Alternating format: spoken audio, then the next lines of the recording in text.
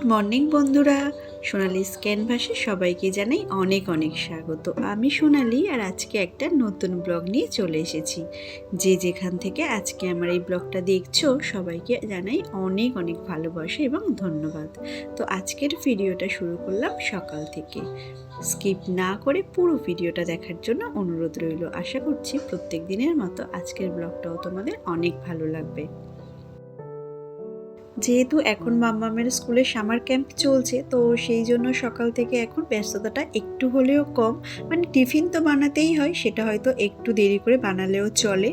আর মাম্মাম না এখন যেহেতু স্কুল ছুটি, ও না একটু দেরি করেই ঘুম থেকে ওঠে। তো সেই জন্য দেখো আমি ঘুম থেকে উঠে আজকে ফ্রেশ হয়ে স্নানটাও সেরে নিয়েছি। আর বেশ কিছু জামা কাপড় ছিল সেগুলো কেচে এখন ছাদে মেলে দিলাম। আর এখন দেখো চলে এসেছি নিচে। তো আমাদের বাড়িতে যে দুজন স্পেশাল গেস্ট এসছে তাদের জন্য খাবার দিতে। এটা আমাদের প্রত্যেক দিনের সকালের একটা নতুন ডিউটি বলতে পারো। বাড়ির স্পেশাল গেস্টগুলোকে আগে খাবার দিয়ে তারপরে নিজেদের জন্য খাবার বানাই। এই কাজটা না খুব ভালোবেসেই করি গো, কারণ ওদেরকে আমি খুব ভালোবাসি, খুব ভালো লাগে ওদের জন্য কিছু করতে। তো এটা প্রত্যেক দিন সকালেই আমি আর মাম্মাম করে থাকি। ওদেরকে দেখো একটু খাবার দিয়ে দিলাম আর একটু জল, এটাই ওদের সারাদিনের খাবার। কি মিষ্টি দেখো দুজনকে দেখতে। আর সারা দিন না ওরা এইভাবেই খেলা করতে থাকে। আর সারা দিন ওদের কিচির মিচির ডাকটা এত মিষ্টি লাগে যে তোমাদের কি বলবো। তো যাই হোক, ওদেরকে খাবারটা দিয়ে এখন দেখো চলে এসেছি ঘরে। আর প্রথমেই দেখো আমি বেডটা চেঞ্জ করে নিলাম। আমি যখন স্নান করছিলাম তখন না মাম্মাম ঘুম থেকে উঠে পড়েছিল। তো তারপরে ও বেডে বসে বসেই খেলা করছিল। আর কালকে ওর পাপা লিচু নিয়ে এসেছিলো, তো সেই লিচুর পাতাগুলো না ছিঁড়ে ছিঁড়ে ও রান্না করেছে। তো সেইগুলোই সারা বেড ভর্তি হয়ে পড়ে আছে। তো দেখো বেড কভারটাও চেঞ্জ করে দিলাম। আর একটা দেখো এখন নতুন বেড কভার পেতে নিচ্ছি। আমি যখন বেড কভার পেতে নিই তখন কিন্তু আমি এরকম চারটে সাইডে এরকম চারটে গিট দিয়ে নিই। এটাতে বেড কভারটা বেশ টান টান থাকে। এই টিপসটা তোমাদের সাথে আমি আগেও শেয়ার করেছি, আর আজকেও আরও একবার বললাম। তোমরাও ফলো করে দেখতে পারো, খুব ভালো। এইভাবে বেড কভার বিছালে না বেড কভারটা সারাদিন বেশ সুন্দর থাকে। তো এখন দেখো আমি বেড কভারটা সুন্দর টান টান করে পেতে নিলাম। তো ঘরের মধ্যে বেডটা যদি সুন্দর করে টান টান করে পাতা থাকে, দেখবে যেন ঘরের অনেকটাই অংশ যেন গুছানো মনে হয়, তাই না বলো? আর বেডটা যদি অগোছালো থাকে তখন দেখবে ঘর যতই পরিপাটি করে আমরা গুছাই না কেন একদমই যেন ভালো লাগে না। তো যাই হোক, এখন দেখো বালিশের কভারগুলো একটু চেঞ্জ করে নিলাম। আর এখন যে ভীষণ পরিমাণে গরম পড়েছে, যেন কোনো কিছুই করতে ভালো লাগে না, তাই না বলো? কিন্তু কিছু তো করার নেই, কাজগুলো তো করতেই হবে। সব সময় যেন মনে হচ্ছে ফ্যানের নিচে বসে থাকি। বাইরে বের হলেই যেন এত গরম লাগছে, এত কষ্ট হচ্ছে যে কি বলবো। জানো তো, যেহেতু এখন মাম্মাম সারাদিন বাড়িতেই থাকে, তো সারাদিন ধরেই ওর ছোট্টখাটো দুষ্টুমিগুলো চলতেই থাকে। চলো তোমাদেরকে আজকে দেখাই মাম্মাম কি দুষ্টু করেছে। এই দেখো, আমি ওদিকে বিছানা গুছাচ্ছিলাম আর ও এদিকে দেখো কি করেছে। একটা সুজির প্যাকেট ছিল, আগের দিন না সুজিটা করেছিলাম আর বাকিটা ছিল, তো একটা মুখে গার্ডার লাগিয়ে রেখে দিয়েছিলাম। তো দেখো সেই গার্ডারটা খুলে সমস্ত সুজিটা মেঝের উপর পুরো ছড়িয়ে দিয়েছে।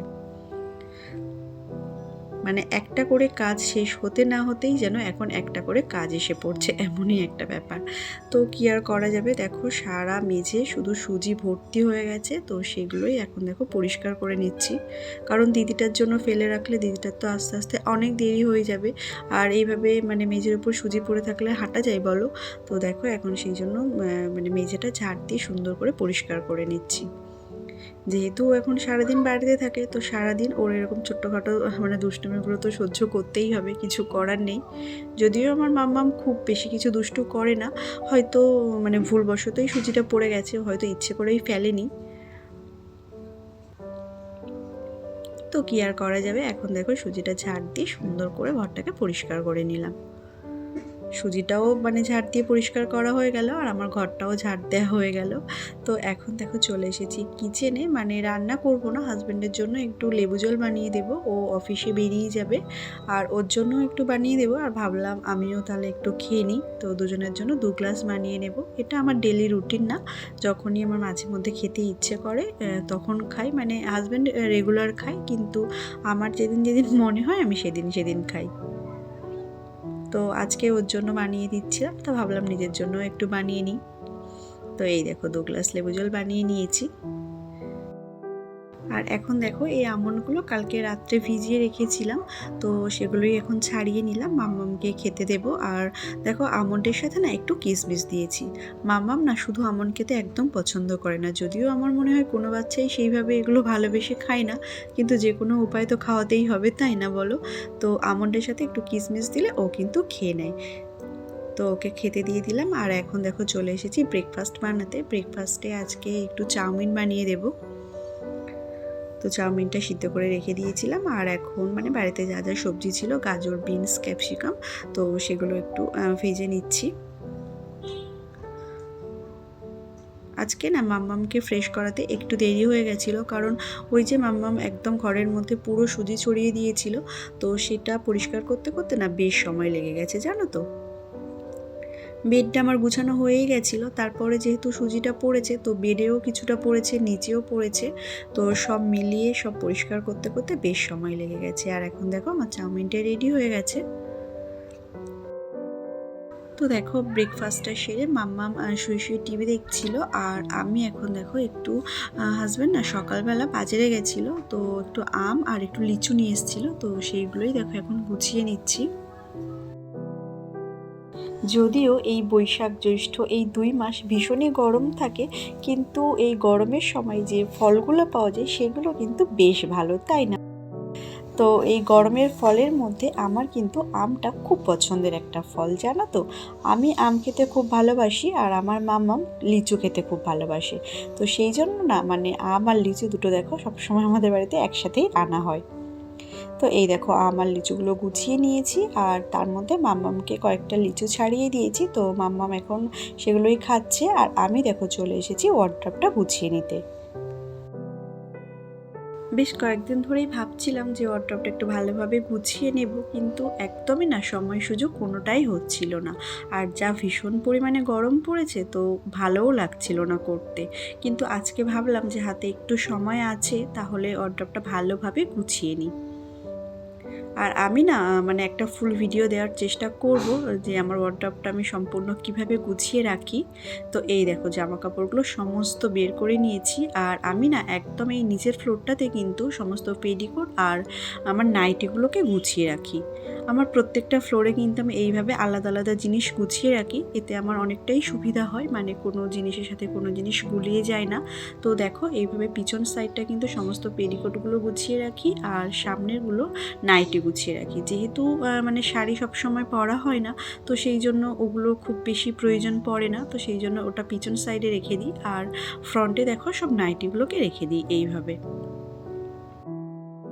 আর জানো তো আমার কিন্তু ডেলি ইউজের যে নাইটিগুলো সেগুলোও কিন্তু আমার ওয়ার্ড্রপেই গুছানো থাকে, মানে আমি অন্য কোথাও মানে ঝুলিয়ে রাখি না, ওয়ার্ড্রপের মধ্যেই রেখে দিই। তো একটা সাইডে যেগুলো একটু ভালো নাইটি সেগুলো রেখে দিই, আর অন্য সাইডে যেগুলো ডেলি ইউজ করি সেগুলো রেখে দিই।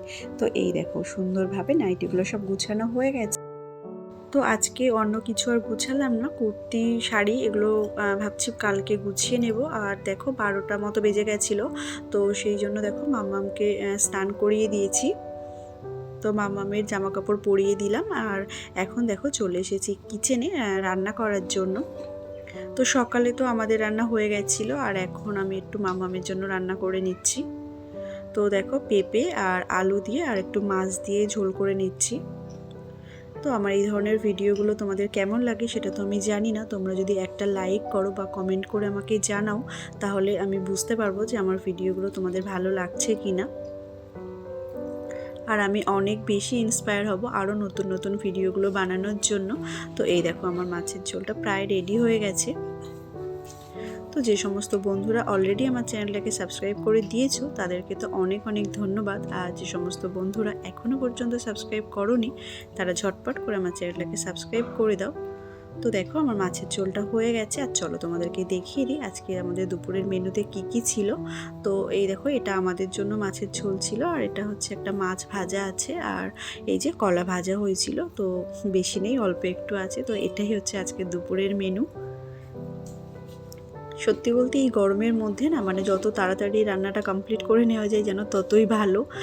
তো মা সকালবেলা সব কিছুই করেছিল, তো বেশি কিছু করেনি, কলা ভাজা করেছিল আর মাছের ঝোল করেছিল। তো শ্বশুর মশাইয়েরও খাওয়া হয়ে গেছে আর হাজব্যান্ড তো নিয়ে চলে গেছে, আর আমার আর মায়ের জন্য আছে, আর মেয়ের জন্য তো আলাদাভাবেই করে নিলাম। তো রান্নাবান্নাটা কমপ্লিট হয়ে গেছে আর এখন দেখো আমি কিচেনটাকে সুন্দর করে গুছিয়ে নিচ্ছি।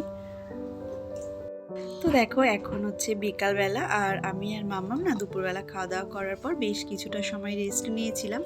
তো এখন হচ্ছে আম কেটে নিচ্ছি। আর জানো তো আমাদের দেশের বাড়িতে না প্রচুর আম গাছ ছিল, তো সেখান থেকেই প্রতি বছর নিয়ে আসা হতো, কিন্তু এবছর না সমস্ত আম গাছগুলোকে বিক্রি করে দেওয়া হয়েছে একটা কারণের জন্য। আর না শুধু আম গাছ ছিল না, প্রচুর কাঁঠাল গাছও ছিল। তো প্রতি বছর কাঁঠালও নিয়ে আসা হতো, কিন্তু কাঁঠাল গাছগুলোও বিক্রি করে দেওয়া হয়েছে। তো কি আর করা যাবে, এবছর মানে সব কিছু কিনেই খেতে হচ্ছে। তো যাই হোক, চলো আজকের মতো টাটা। সবাই খুব ভালো থেকো, সুস্থ থেকো, আর অবশ্যই নিজেদের খেয়াল রেখো। তো দেখা হচ্ছে আরও একটা নতুন ব্লগের সাথে। Thanks for watching.